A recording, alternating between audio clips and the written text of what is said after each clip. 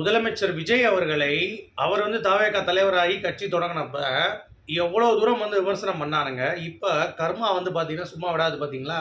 அந்த மாதிரியே பயங்கரமான ஸ்கெட்சை போட்டு திமுக அமைச்சர்கள் ஒருத்தருங்களா வந்து காலி ஆகிட்டு இருக்காங்க அப்படிங்கிறது பார்க்க முடியுது. இது நம்ம முதலமைச்சர் விஜய் அவர்கள் கண்டிப்பாக அவங்கள அரெஸ்ட் பண்ணி ஆகணும், அவங்களுடைய குற்றத்தை நாங்கள் வந்து பார்த்து தான் ஆகணும், உற்று நோக்கணும் அப்படின்ற மாதிரிலாம் இல்லவே இல்லை. ஒவ்வொரு துறையிலும் எடுக்கக்கூடிய ஒரு சர்வேவாக இருக்கட்டும், இதில் முன்னாடி எப்படி இருந்துச்சு, எங்கே வந்து டெண்டர் கொடுத்துருக்காங்க, எப்படி கை மாறுச்சு அப்படின்றத லிஸ்ட் எடுக்கும் பொழுது இந்த திமுக அமைச்சர்களுடைய போலித்தனமும் திருட்டுத்தனமும் அழகாக வந்து தமிழக அரசுக்கு வந்து பார்த்திங்கன்னா ஒரு மைல் கல்லாக வந்து இருக்குது அப்படிங்கிறது பார்க்க முடியுது. அதாவது இதுதானே ஒரு பெஸ்ட்டு பீஸ் அப்படிம்பாங்க எல்லாம் ஒரு காமெடியில், இதுதான் தரமான பீஸ் அப்படின்ற மாதிரி அந்த மாதிரியான சம்பவம் வந்து பார்த்திங்கன்னா நம்ம முதலமைச்சர் விஜய் அவர்களுக்கு சாத்தியம்தான். அது மட்டும் இல்லாமல் முதலமைச்சர் விஜய் அவர்களுடைய உயிருக்கு ஆபத்து அப்படின்ற மாதிரியும் வந்து தகவல் வருது. ஏன்னா விஜய் அவர்களுடைய வளர்ச்சியை வந்து பார்த்திங்கன்னா தாங்க முடியாமல் இவங்க ஒவ்வொரு தடையும் மேடைக்கு மேடை எல்லாரும் வந்து பைத்தியம் முடிச்ச மாதிரி புலம்பிகிட்டு இருக்கான். அப்படிங்கிறப்ப ரீசெண்டாக பார்த்தீங்களா, நேற்று நம்ம விஜய் அவர்கள் வந்து கான்வாய் முதல்வர் போகும்பொழுது நடுவில் வந்து ஒரு வண்டி உள்ளே வந்துருச்சு இடிக்கிற மாதிரி. உடனே ஒன்றும் ஆகலை, நல்ல வேலை.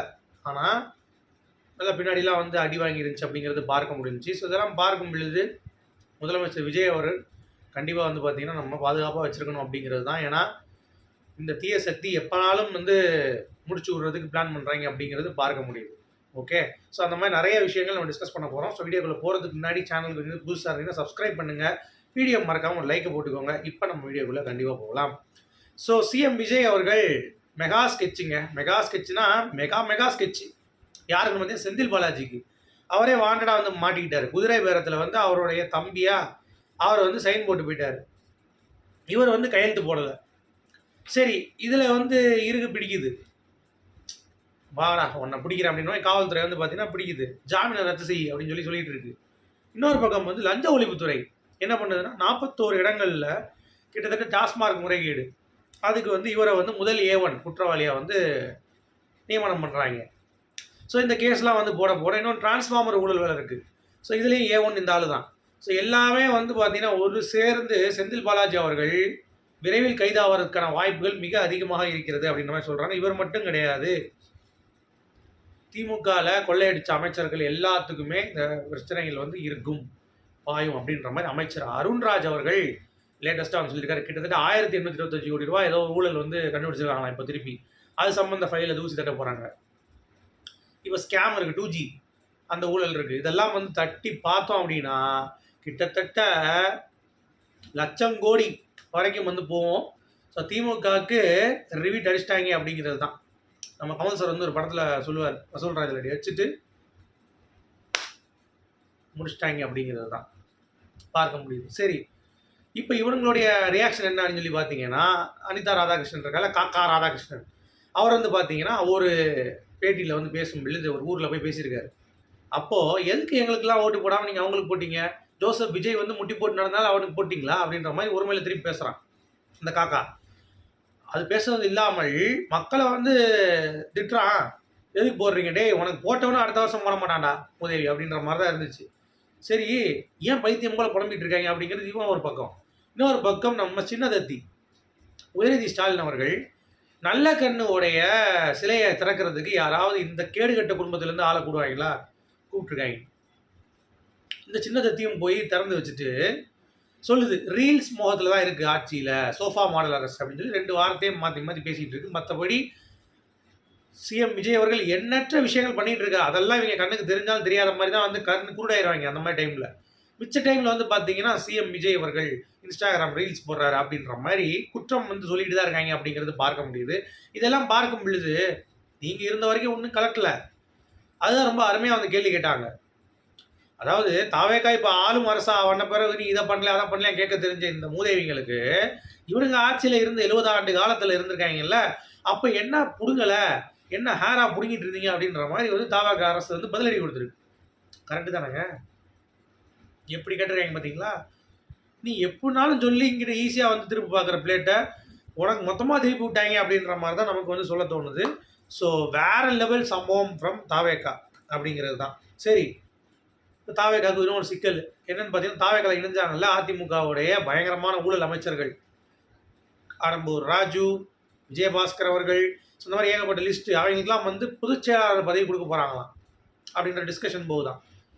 ஸோ முதலமைச்சர் விஜய் இதை மறுபரிசீலனை பண்ண வேண்டும். தீய சக்தி நம்ம தூய சக்தின்னு சொல்லிட்டு நம்ம பேசியிருக்கோம். ஸோ இந்த மாதிரி மூதேவிகளுக்கு இந்த மாதிரி பொதுச் செயலாளர் கொடுத்தோம்னா சும்மா இருந்துட்டு போ கட்சியில், அவ்வளோதான் அப்படின்னு சொல்லி முடிச்சிடணும். அமைச்சர் பதவி கூட கொடுக்கக்கூடாது அப்படிங்கிறத என்னுடைய பாயிண்ட் ஆஃப் வியூ. பட் முதலமைச்சர் விஜய் அவர்கள் இவங்களுக்கு கட்சியில் ஒரு பொறுப்பு கொடுத்து துணை பொதுச் செயலாளர் வந்து கொடுக்க போகிறார் அப்படின்ற மாதிரி செய்திகள் வந்து உலா வருது. அது அந்த அளவுக்கு உண்மையாக இருக்கும் பட்சத்தில் தாவேகாவுக்கு சறுக்கிறதுக்கான வாய்ப்பு இருக்குது. மக்கள் மனசில் 1% வந்து கீழே இறங்குறதுக்கான வாய்ப்புகள் இருக்குது அப்படிங்கிறது பார்க்க முடியுது. சரி, சிஎம் விஜய் அவர்கள் கான்வாய் போகும் பொழுது நேற்று ஈவினிங்கு திடீர்னு 2 கார் உள்ளே வந்து இடிச்சு ட்ரை பண்ணியிருக்காங்க. அப்போ பின்னாடி அவங்களே இடிச்சுக்கிட்டு அதுக்குள்ளேயும் கான்வாயை திருப்பிட்டாங்க கரெக்டாக. அதனால் படலை, பெரும் விபத்து வந்து தவிர்க்கப்பட்டது. ஸோ இதெல்லாம் வச்சு பார்க்கும் பொழுது உளவுத்துறையில் இவருடைய உயிருக்கு ஆபத்தா அப்படின்ற மாதிரியான ஒரு விஷயம் பேசிகிட்டு இருக்காங்க. திடீர்னு வந்து இடிக்கிறாங்க அப்படிங்கிறப்ப பேசிகிட்டு இருக்காங்க. ஸோ பாதுகாப்பு ஏற்கனவே நல்லா வலுவாக தான் இருக்குது, அதில் எந்த ஒரு மாற்று கருத்தும் இல்லை. பட் இந்த தீய சக்தி மேலே எனக்கு கொஞ்சம் டவுட்டாக இருக்குது. அதனால் முதலமைச்சர் அவர்கள் ரொம்ப ரொம்ப ஜாக்கிரதையாக இருக்க வேண்டிய ஒரு சூழல். தமிழக மக்களுக்கு நீங்கள் தான் இருக்கீங்க, வேறு யாருமே கிடையாது, நல்லா பண்ணுறீங்க. ஸோ இந்த மாதிரி ஆட்கள் இந்த மாதிரி ஏஐ விட்டு கூட பண்ணுவானுங்க, ஜாக்கிரதையாக இருக்கணும் அப்படிங்கிறது தான் என்னுடைய கோரிக்கை மட்டும் இல்லை, மக்களுடைய கோரிக்கை. அடுத்து மேகதாது அணை கட்டக்கூடாதுன்னு சொல்லிட்டு வந்து பார்த்தீங்கன்னா ஓப்பனாக சொல்லிட்டாங்க. அது மட்டும் இல்லாமல் தமிழக அரசு அனுமதியோட தான் வேணும், தண்ணீரை திறக்கணும் அப்படின்னு சொல்லி காவிரி நீர் மேலாண்மையை சொல்லிட்டாங்க. கர்நாடக அரசு வந்து பார்த்தீங்கன்னா இப்போது டிகே சிவகுமார் அவர்கள் சொல்கிறாரு, அதெல்லாம் எங்ககிட்ட இல்லை, எங்கிட்ட இருந்தால் தண்ணி திறந்துடுவோம். அப்போ என்ன நொட்டிக்கு கனிம வள கொள்ளை வந்து இங்கேருந்து தூக்கிட்டு போகிறீங்களா, மணல் ஜல்லி எல்லாம் போடாதுன்னு சொல்லி 3 மாதம் தடவை வச்சிட்டாரு முதலமைச்சர் விஜய் அவர்கள். இப்போ மேல்முறையீடு பண்ணியிருக்காங்க. எதுக்கு? என்னுடைய தொழில் பாதிக்கு தான். லாரியில் எடுத்துகிட்டு போய் இன்னொரு மாவட்டத்துக்கு நீ போடணும், இன்னொரு ஸ்டேட்டுக்கு நீ போடணும் அப்படின்னா தொழில் பாதிக்கு தான். லாரியை போட்டு மூடி விடா வேணா, இல்லை லாரியை விற்றுட்டு எங்கேயாவது போய் பொழைச்சிக்கூடா அப்படின்ற மாதிரி தான் நமக்கு தோணுது. ஏன்னா இவ்வளோ இல்லீகலாக ஒரு விஷயம் வந்து நம்ம இதுலேருந்து கனிமங்களை எடுத்துகிட்டு போய் இன்னொரு நாட்டுக்கு கொடுக்குறல்ல, அப்போ அதுக்கெல்லாம் இனிக்குதா? அப்போ வாங்கிக்கிற ஈன்னு பல்ல காமிச்சிட்டு ஒன்றால் தண்ணி கொடுக்க முடியலையா? இப்போ இது கேஸ் போட்டிருக்காங்க திருப்பி தமிழக அரசு மேலே. எப்படி நீங்கள் 3 மாதம் எங்களுடைய வியாபாரம் பாதிக்குதுன்ட்டு. இப்படிப்பட்ட ஆட்கள்கிட்ட வந்து விஜய் அவர்கள் மாறிடுறார் அப்படிங்கிறது இதன் மூலம் நீங்கள் வந்து தெரிஞ்சு கொள்ள வேண்டும். கன்னியாகுமரியில் சேர்ந்த லாரி உரிமையாளர் ஒருத்தர் தொழில் வந்து பறிக்கப்படுது அப்படின்ற மாதிரி வந்து பார்த்தீங்கன்னா போட்டிருக்காராம். ஏன்டா அப்படின்ற மாதிரி. இன்னொரு கர்நாடகாவில் ஆரம்பிச்சிட்டாங்க, சிஎம் விஜய் அவர்களுடைய போஸ்டர் கிழிச்சிட்டு நாங்கள் தண்ணி திறந்து மாட்டோம் அப்படின்னு சொல்லிட்டு இன்னமும் வந்து வெறுப்பு தான் காமிச்சிட்டு இருக்கேன் கர்நாடகாவில். என்னத்தை சொல்ல அப்படின்ற மாதிரி தான் வந்து இருக்குது. அப்புறம் அமைச்சர் ரமேஷ் அவர்கள் 2 கோடி எம்எல்ஏ குற்றச்சாட்டு கிடையவே கிடையாது. 100 கோடி இதுக்கு எங்கள் ஃபேமிலியோ நானோ நாங்கள் பண்ணவே இல்லை, கற்பூரம் அடிச்சு கூட நான் சத்தியம் பண்ணுறேன் அப்படின்ற மாதிரி சொல்லிட்டாரு. சிபிசிஐடிக்கு வழக்கம் மாற்ற சொன்னதே நான் தான்டா, நான் தப்பு பண்ண எப்படா மாற்ற சொல்லுவேன் நான். முதலமைச்சர் விஜய் அவர்கள் அதுக்கு உடனே ஆக்ஷன் பண்ணிட்டாரு. இதில் எல்லாம் மாட்டுவானுங்க பாரு அப்படின்ற மாதிரி சவால் விடுறாரு நம்ம மினிஸ்டர் ரமேஷ். வாழ்த்துக்கள் தலைவா அப்படிங்கிற மாதிரி தான். ஸோ அவர் மேல் தப்பு இருக்கும் பட்சத்தில் நான் ஏற்றுக்கிறேன் அப்படின்னு சொல்கிறாரு. எந்த அமைச்சர் சொல்லுவான் இந்த மாதிரி? சொல்லுவானா எவனாவது? ஸோ வாழ்த்துக்கள் அமைச்சர் ரமேஷ் அவர்களே அப்படிங்கிறது. அடுத்து கரூர் கூட்ட நெரிசலில் வழக்கு போட்டிருந்தாங்க. அப்புறம் அரசாணை வெளியிட்டிருந்தாங்க. இந்த மாதிரி வந்து 41 பேருக்கு வேலை கொடுக்குறேன்னு சொல்லிட்டு கொடுத்தாரு. அதுக்கு வந்து நாம் தமிழர்லேருந்து கேஸை போட்டு இல்லைன்னு சொல்லி ரத்து பண்ணிட்டாங்க. திருப்பி மேல்முறையீடு போயிருக்காங்க இவங்க. அதுக்கும் வந்து மேல்முறையீடு போனீங்கன்னா என்கிட்ட நீங்கள் வாதத்தை விசாரிக்கணும்ல அப்படின்னு சொல்லிட்டு இவர் திருப்பி உயர்நீதிமன்றத்தில் ஒரு கேஸ் போட்டிருக்காப்புல நாம் தமிழர் கட்சியிலேருந்து.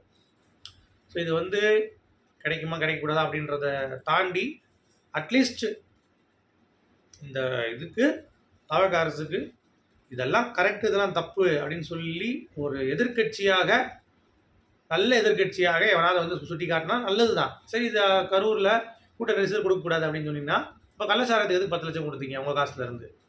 நம்ம கேள்வி வருது இல்லை? அப்போ வந்து நாமக்கல்ல சும்மா தானே இருந்தீங்க, அப்போ என்ன பண்ணிகிட்டு இருந்தீங்க கேட்டால் அது வந்து என்னப்பா அப்படின்ற மாதிரி தான் இருக்குது. இவிஎம் மிஷினை ரீகவுண்டிங் குளத்தூரில் ஜெயிச்சிருவாரா ஸ்டாலின்? உங்களுடைய கருத்துக்கள் சொல்லுங்கள். அடுத்து 101 அடி உயரத்தில் சிஎம் விஜய் வந்து பார்த்தீங்கன்னா நேற்று ஆய்வு பண்ணார் மெட்ரோவில். எல்லா மெட்ரோவும் சைடில் இப்போ போட்டிருக்காங்களா, எல்லாத்தையும் சீக்கிரம் வந்து முடிங்க ஆர்டர் போட்டு போயிட்டார்.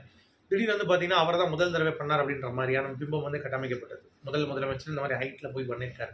அதெல்லாம் இல்லைங்க, நம்ம ஸ்டாலின் பண்ணியிருக்காரு, பிரதமர் மோடி அவர்கள் பண்ணியிருக்காரு. இந்த மாதிரி ஏகப்பட்ட பேர் பண்ணியிருக்காங்க. பட் இதையும் வந்து நம்ம ஆளுங்க வந்து ஊதி முதலமைச்சர் விஜய் தான் பண்ணியிருக்காரு அப்படின்ற மாதிரிலாம் வந்து பிம்பம் வந்து கட்டமைக்கப்பட்டது. அந்த மாதிரிலாம் எதுவும் இல்லை அப்படிங்கிறத சொல்லிட்டு இந்த வீடியோ நான் முடிக்கிறேன். உங்களுடைய கருத்துக்கள் வரவேற்கப்படுகிறது. ஆனால் ஒரே ஒரு விஷயம், விஜய் ரசிகர்களுக்கு ஒரே ஒரு வேண்டுகோள், அரசியல் இன்னும் வந்து தெளிவான ஒரு கோணத்தோட பாருங்க. சும்மா அழகா இருக்காரு, சிஎம் இப்படி இருக்காரு அப்படி இருக்காருன்னு சொல்லிட்டு உங்கள் தொகுதியில் ஏதாவது பிரச்சனை இருந்தால் விர்ச்சுவல் வாரியர்ஸ் வந்து நீங்கள் உங்கள் மினிஸ்டருக்கு கொண்டு போய் சேருங்க. அப்போ தான் சிஎம் விஜய் அவர்களுடைய ஆட்சி நங்கூரமாக நிற்கும் அப்படிங்கிறது என்னுடைய பாயிண்ட் ஆஃப் வியூ. மீண்டும் சந்திப்போம்.